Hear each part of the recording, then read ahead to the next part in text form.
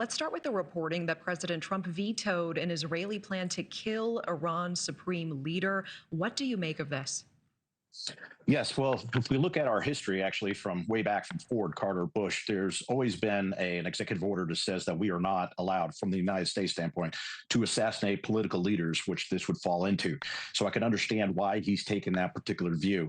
It is interesting because Israel's attacks against Iran has decapitated and been unstabilized the leadership, both from the military standpoint and the religious leadership. So we will see what happens in Tehran.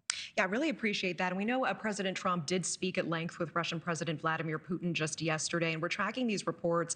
Trump citing the possibility that Russia's Vladimir Putin could help. He's saying he is open to Putin serving as mediator. Do you think that Putin should mediate this? Oh, it's an interesting challenge because as we see Russia with an active war with Ukraine, but you have to think about this is that Iran has always been supporting Russia in that conflict. And so they may be having an open ear to Putin, and with the relationship Trump has with Netanyahu, the two of them would probably be good to be able to negotiate something being downgraded as far as or de-escalating this particular attack. I don't think one would be enough. I don't think Israel would listen to Putin, but the combination of the two may be able to bring this down and lower the temperature of what's going on. Yeah, okay, so we see Trump's former vice president, meanwhile, Mike Pence, speaking with NewsNation's Chris Stirewall just this morning on The Hill Sunday about this issue. Let's listen to what he had to say. It's absolutely imperative that we support Israel in this cause to ensure that Iran never obtains the means to develop a nuclear weapon that could be used against Israel or the United States of America. So at this point, President Trump is supporting Israel, but is not saying the U.S. is involved.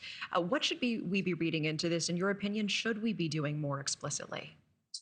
Well, in all honesty, I think holding back as far as watching what's unfolding and letting Israel take the point is the safest for us, and letting that sort of stay in this region. We want to contain it to make sure it doesn't spill over.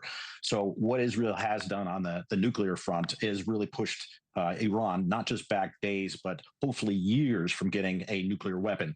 If Iran had a nuclear weapon, and that's what we really need to think about how dangerous this would be, is it could destabilize the entire area. They've had Saudi Arabia at end, they'd have Israel, and imagine the impact and driving or Iran driving the policies in the Middle East. That would be extremely dangerous.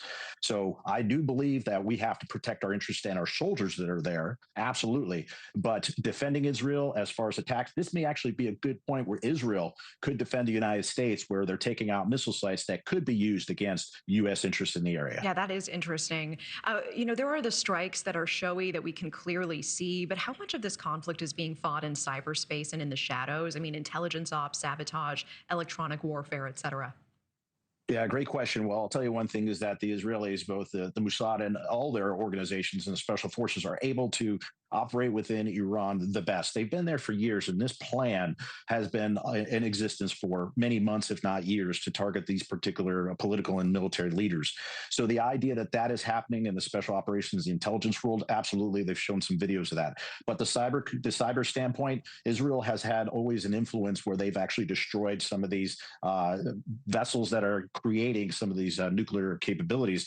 So the idea of Israel being a cyber attack against Iran, I completely see that. Iran is really back on their heels, so I don't know how much they'd be able to escalate against the Israelis, but that is a component of this whole combined war that we see these days. All right, retired Air Force Special Operations Commander Major Glenn Ignazio, thank you and happy Father's Day to you. Thank you for watching. Subscribe below and download our NewsNation app right now on your phone, and you will get fact-based, unbiased news for all Americans.